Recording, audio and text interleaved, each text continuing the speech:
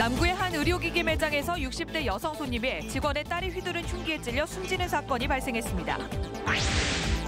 전자파 유해성 논란으로 휴대전화 중계기가 기피 대상이 되면서 이를 철거해달라는 요구가 빗발치고 있습니다. 택시 요금 인상을 앞두고 있지만 정작 택시기사들은 울상인 이유를 취재했습니다. 도심에 버려지는 애완동물이 늘면서 한 해 관리 예산도 수억 원대로 불어나고 있습니다. 여러분 안녕하십니까? 12월 6일 목요일 UBC 굿모닝 울산입니다. 밤사이 도심에 가벼운 눈발이 날렸던 울산지방은 오늘 찬 대륙고기압이 확장하면서 올겨울 들어 가장 추운 날씨가 예상됩니다. 아침 최저 영하 3.1도, 낮 최고 3도에 그치고 바람도 강하게 불어 하루 종일 춥겠습니다. 내일도 영하 2도에서 5도의 기온 분포를 보이며 맹추위가 이어지겠습니다. 울산기상대는 내일 오전부터 낮 사이 눈 소식이 있고 당분간 영하권에 맴도는 날씨가 계속될 것으로 전망했습니다. 남구의 한 의료기기 매장에서 60대 여성 손님이 흉기에 찔려 숨졌습니다. 이 판매점에서 일하던 직원의 딸이 저지른 범행입니다. 윤주은 기자입니다. 의료기기 판매점에서 살인사건이 발생한 것은 어제 저녁 6시 35분쯤 3층 매장 입구 승강기 앞 복도였습니다. 숨진 사람은 이 매장의 고객인 63살 한모 씨로 직원의 딸인 24살 최모 씨가 휘두른 흉기에 가슴 등을 여러 차례 찔려 숨졌습니다. 최 씨는 상품 체험을 마치고 나가던 한 씨의 뒤를 따라가 주방에 있던 흉기로 범행을 저질렀고 당시 주변에 있던 사람들의 신고로 경찰에 붙잡혔습니다. 다 마치고 고객이 나가는데 나는 옆에 학생들이 싸우는 거 알았어. 소리 지르길. 직원들은 최 씨가 얼마 전부터 어머니가 일하던 매장에 자주 나타났지만 숨진 한 씨와는 모르는 사이라고 말했습니다. 아는 사이는 모르는 사이네. 우리도 그거는 모르니까. 최 씨는 살해 동기에 대해 말을 아끼고 있는 것으로 전해졌습니다. 경찰은 최 씨가 해리 장애일 가능성이 있다며 정신감정을 검토하는 한편 숨진 한 씨와 최 씨의 어머니 사이가 나빴는지 등 범행 동기를 조사하고 있습니다. UBC 뉴스 윤종입니다. 술값을 내기 위해 종업원에게 카드를 주면서 심부름을 시키는 경우가 종종 있는데요. 이런 분들 조심하셔야겠습니다. 현금 인출 심부름을 하면서 비밀번호를 알아뒀다 몰래 돈을 인출한 종업원이 경찰에 붙잡혔습니다. 윤경재 기자입니다.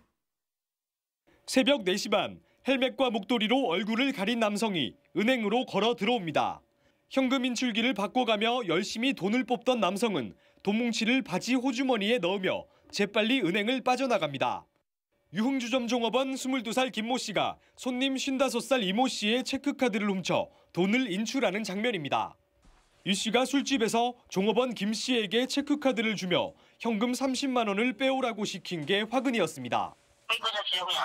종업원이 가서 빼오면서 비밀번호 안겨있잖아요. 내가 가지고 그런 적 없었죠. 김 씨는 술에 취한 이 씨를 모텔에 데려다 주고선 1시간쯤 뒤 모텔로 찾아가 자고 있던 이 씨의 지갑에서 카드를 훔쳐 현금 300만 원을 인출했습니다.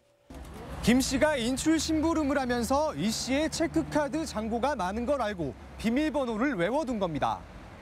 의심을 피하기 위해 돈을 인출한 뒤 카드는 다시 지갑에 넣어뒀습니다. 연말을 맞아 술자리에서 이 같은 심부름을 시키는 경우가 많은데 범죄에 악용될 소지가 높습니다. 현금이 필요할 경우에는 미리 준비하시고 술자리 도중에 다른 사람에게 카드 등을 맡기지 말고 반드시 본인이 직접 인출을 해야 범죄를 사전에 예방할 수 있습니다. 특히 최근엔 카드를 긁으면 카드 정보가 빠져나가는 카드 복제기까지 등장해 취객들을 노리고 있습니다. 경찰은 계산은 반드시 본인이 하고 결제할 땐 꼭 지켜봐야 한다고 밝혔습니다. UBC 뉴스 윤경재입니다. 휴대전화가 잘 터지도록 아파트마다 설치된 중계기가 주민들로부터 기피 대상이 되고 있습니다. 전자파 때문에 건강에 해롭다는 인식 때문인데 통신사들은 고민에 빠졌습니다. 조인우 기자의 단독 보도입니다. 중구의 한 대단지 아파트 옥상. 통신 신호를 수신하고 증폭하는 휴대전화 기지국, 이른바 중계기로 불리는 장치가 설치되어 있습니다. 유해 전자파 측정기로 이동전화 중계기의 전자파를 직접 측정해 보도록 하겠습니다. 높은 수치의 전자파가 쉴 새 없이 흘러나오는 게 확인됩니다. 입주민들은 이 전자파가 인체에 해롭다며 투표를 실시해 철거하기로 했습니다. 머리가 아픈데 어느 날 갑자기 거실에서 보니까 저게 보이더라. 인터넷에 이제 뭐 전자파와 관련된 자료가 계속 있으니까. 앞서 지난달 말엔 중구의 또 다른 아파트에서 주민들 요구로 옥상 중계기가 처음으로 철거되는 등 관련 민원이 통신사와 전파관리소에 빗발치고 있습니다. 중계기의 경우 다른 전자기기와는 달리 24시간 노출돼 각종 질병을 유발한다는 불안감이 통화 품질을 떨어뜨리고 국제 기준치를 밑돌아 인체에 해롭지 않다는 주장보다 더 설득력을 얻고 있는 겁니다. 실제로 중앙전파관리소에 측정하면 그런데 이제 혐오 시설이다 보니까 모르고 있으면 괜찮은데 알면은 또 학계에서조차 전자파의 유해성을 놓고 논란이 일고 있는 가운데 휴대전화 고객들의 요청으로 우후죽순 늘어섰던 중계기가 이젠 기피 시설이 되고 있습니다. UBC 뉴스 조인호입니다. 택시요금 인상을 앞두고 있는 가운데 정작 택시기사들은 달갑지 않다는 반응들입니다. 택시요금이 오르면 승객은 줄고 산업금만 올라 회사만 배를 불리게 될 거란 건데요. 이 때문에 기사들에게 연료비를 지원해야 한다는 지적이 나오고 있습니다. 김규태 기자입니다.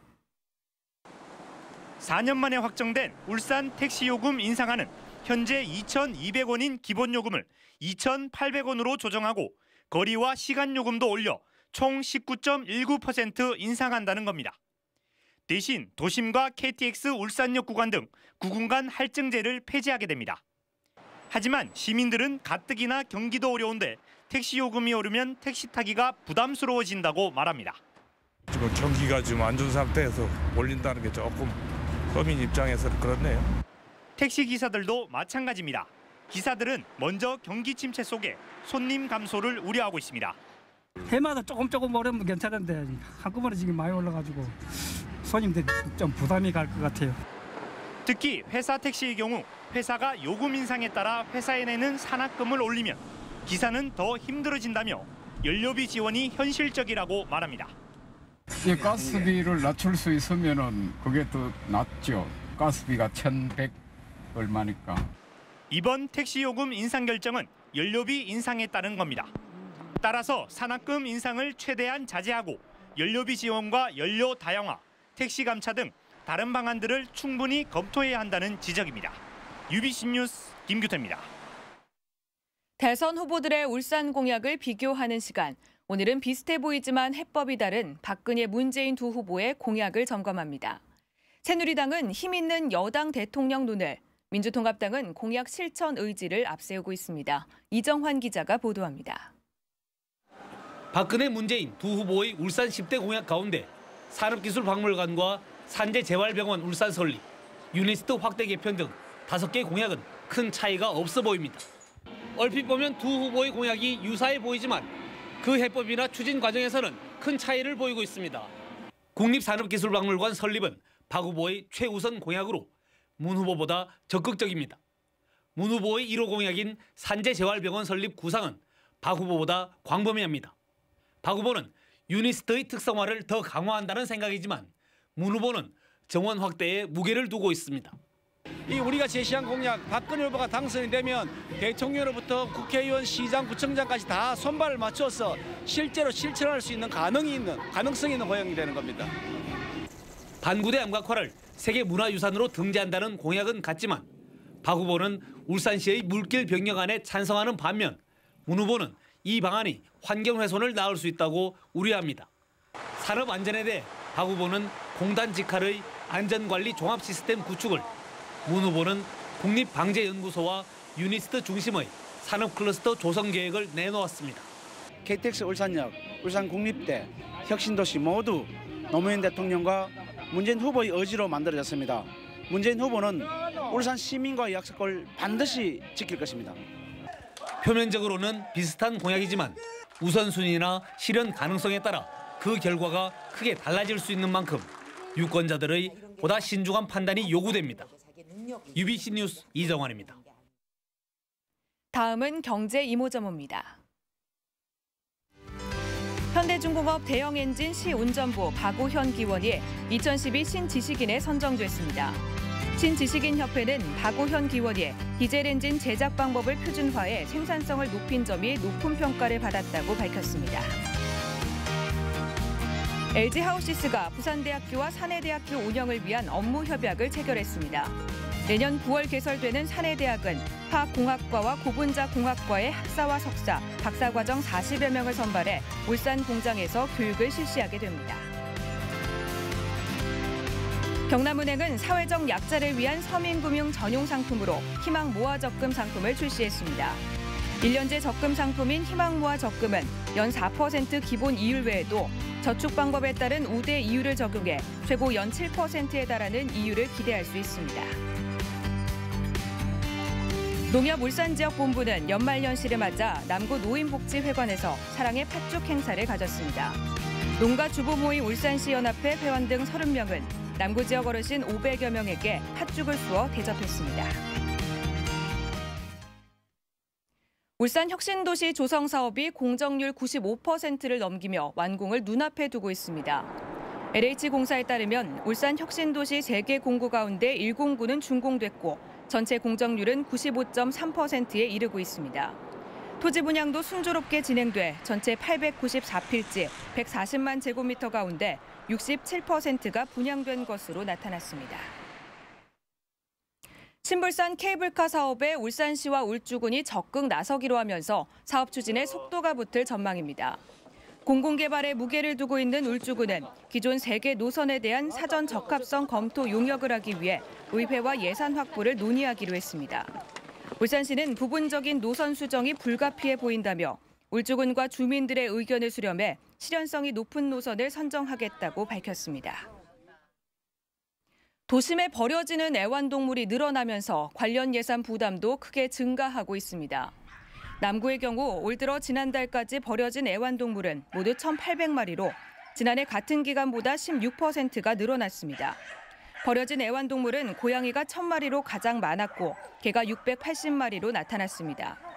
남구는 유기동물을 위탁 보호하거나 폐사시키는데 올해 모두 2억여 원의 예산을 투입해 지난해보다 25%나 늘어나는 등 유기동물 관리 예산이 큰 부담이 되고 있다고 밝혔습니다. 울산지법은 다단계 판매원이 되려는 2만 5천여 명에게 1,300억 원의 제품을 구입하도록 한 혐의로 기소된 서울의 다단계 판매회사 실운영자 56살 김모 씨 등 2명에게 징역 3년을, 나머지 3명은 징역 2년에서 징역 1년 6개월을 선고하고 법정 구속했습니다. 재판부는 건강보조식품과 화장품 등을 만들어 파는 이들이 거액의 수입을 얻을 수 있다며 사회 경험이 없는 젊은이들을 위인해 회원으로 가입시킨 뒤에 직접 물품을 사도록 했다고 밝혔습니다. 지난달 중앙행정심판위원회가 당월지구 개발은 공영개발로 하라며 울산시에 손을 들어준 뒤 처음으로 재판이 열려 법정 공방이 계속될 전망입니다. 어제 재판에서 울산시는 유니언로직스가 요건을 갖추지 못해 사업 시행자로 지정할 수 없었다는 8개 자료를 추가로 제출했으며 유니언로직스는 앞으로 울산시가 신뢰 보호의 원칙을 위배했다는 점을 부각시킬 것으로 예상됩니다.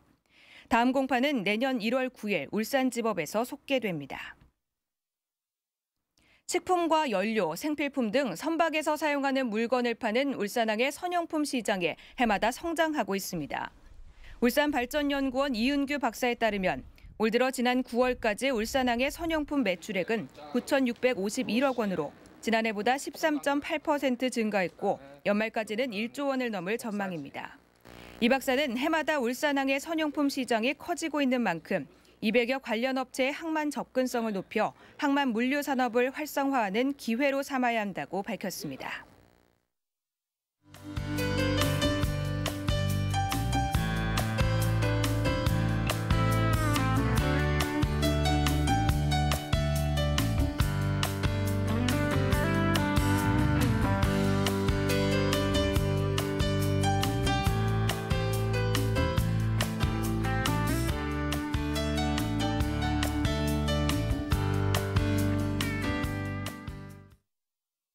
이상으로 UBC 굿모닝 울산을 마칩니다. 고맙습니다.